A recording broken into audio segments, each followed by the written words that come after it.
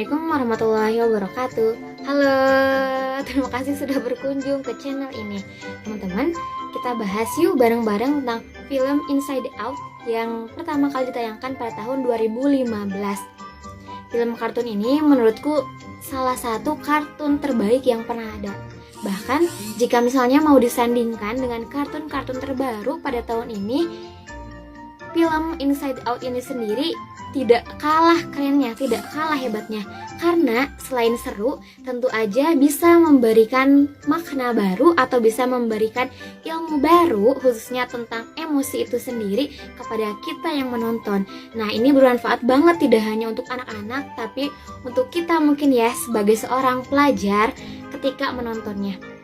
Alasan mengapa film Inside Out ini sangat seru juga karena nanti kita akan bertemu dengan berbagai tokoh yang sangat keren. Yang pertama, tentu aja tokoh utamanya yaitu Riley. Dan yang selanjutnya ada perwujudan dari emosi-emosi pada diri manusia. Ini dia yang pertama. Yang pertama itu adalah joy. Adalah perwujudan dari emosi bahagia. Yang kedua itu sadness, perwujudan dari emosi sedih. Yang ketiga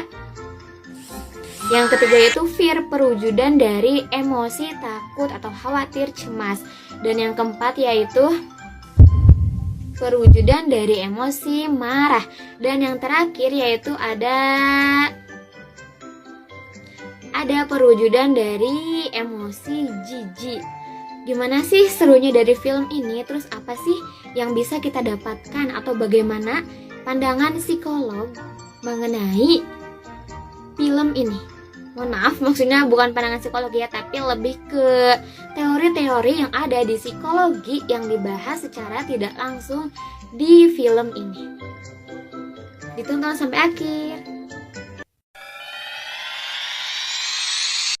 Film Inside Out. Film Inside Out adalah film kartun produksi Hotstar yang pertama kali tayang pada tahun 2015 dengan sutradara oleh Peter Docter. Film ini sangat kental dengan pembahasan seputar psikologi, khususnya mengenai emosi. Dalam film tersebut digambarkan bahwa manusia memiliki 5 emosi dasar yang ada dalam dirinya, yaitu emosi bahagia, sedih, jijik, marah, juga takut. Kelima emosi ini berkumpul pada satu tempat yang bernama Riley's Control Panel yang jika mengacu pada penjelasan teori intelijensi emosional, bagian ini berresonansi dengan self-management. Apa sih self-management itu? Nah, sebelum membahas tentang self-management, alangkah lebih baik kalau kita tahu tentang makna dari emosi itu sendiri. Menurut Daniel Goleman, pada tahun kedua, emosi merujuk pada suatu perasaan dan pikiran yang khas atau suatu keadaan biologis dan psikologis dan serangkaian kecenderungan untuk bertindak. Biasanya, emosi merupakan reaksi terhadap rangsangan dari luar dan dalam diri individu.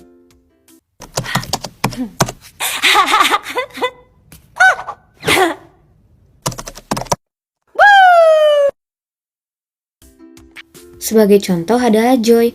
Joy adalah emosi bahagia atau happy. Emosi gembira ini mendorong perubahan suasana hati seseorang sehingga secara fisiologis terlihat seperti tertawa. Contohnya adalah Riley merasakan kesenangan saat ia mendengarkan musik.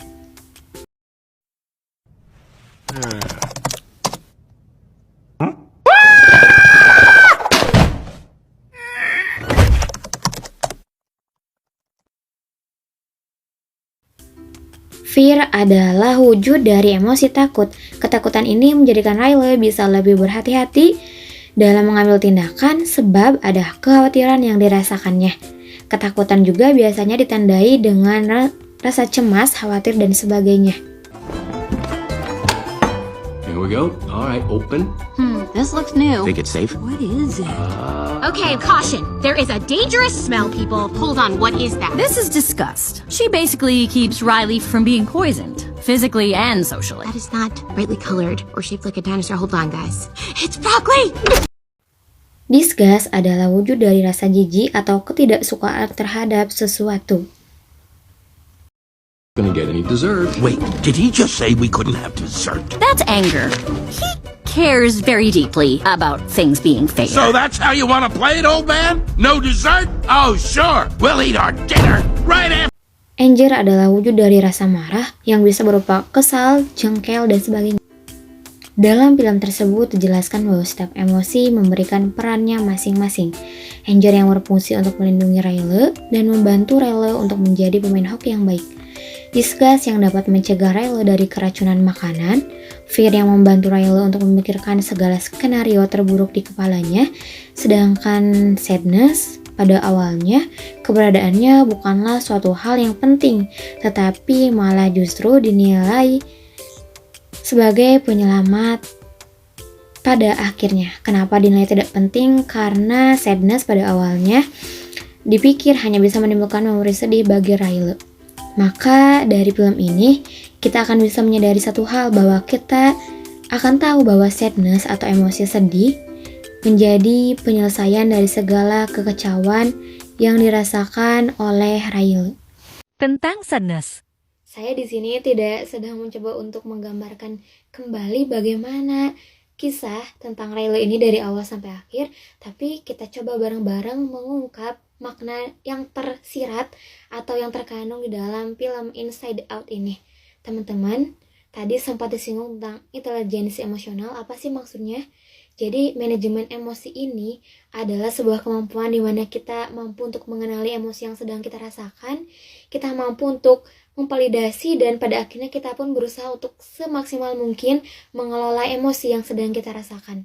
Dari film Inside Out ini, kita belajar bahwa sebetulnya manusia itu memang memiliki beragam macam-macam emosi, entah itu takut, sedih, bahagia, jijik, marah, dan kita nggak harus selalu merasa bahagia. Ketika kita merasa sedih, ketika kita merasa takut, ketika kita merasa khawatir, ketika kita merasa cemas, ataupun perasaan-perasaan negatif lainnya, tidak apa-apa untuk merasa demikian. Tidak apa-apa untuk merasa demikian, dan itu tidak harus selalu dibuang jauh-jauh. Kenapa? Karena dari film Riley, film Inside Out ini, kita bisa mengambil kesimpulan bahwa ketika Riley mencoba untuk jujur pada dirinya, ia sedang merasa sedih, maka permasalahan pun dapat teratasi. Maka ketika Riley mengenali emosi yang sedang ia rasakan, ketika ia tahu dia sedih, ia pun pada akhirnya bisa menunjukkannya pada orang tuanya, lalu kedua orang tuanya pun mencoba untuk memahami Riley bahwa Riley ternyata sedang merasa sedih. Jadi nggak apa-apa untuk merasa sedih, karena dengan adanya sedih ini kita bisa merasa bahagia.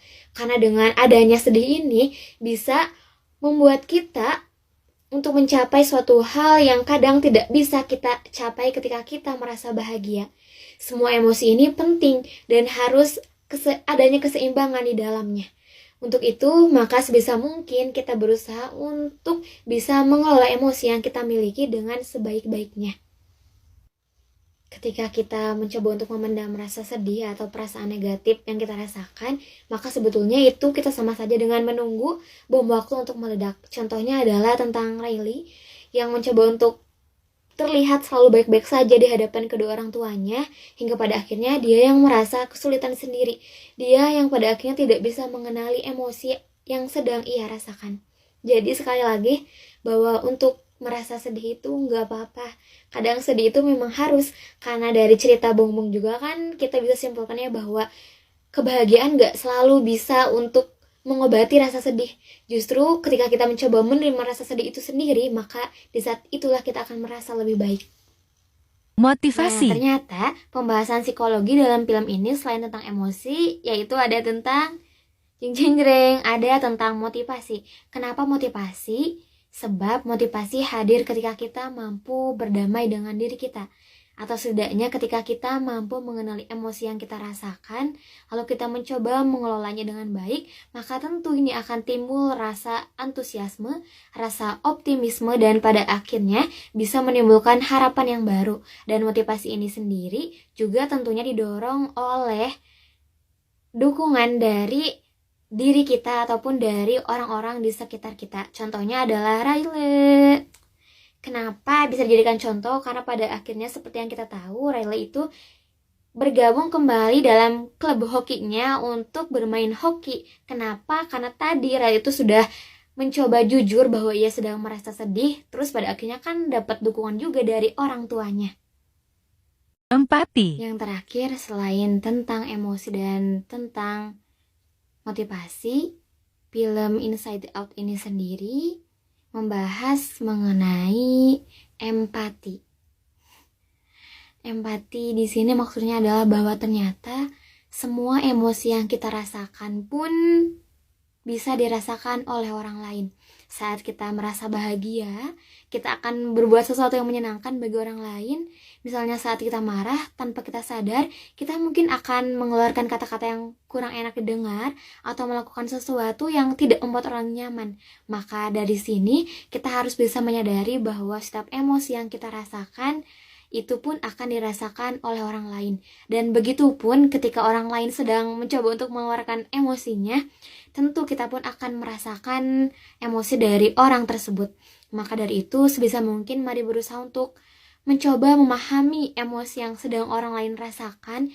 Misalnya ketika orang lain sedang sedih, maka sebisa mungkin kita mencoba untuk menghiburnya, menemaninya, atau mungkin tidak malah mengejeknya.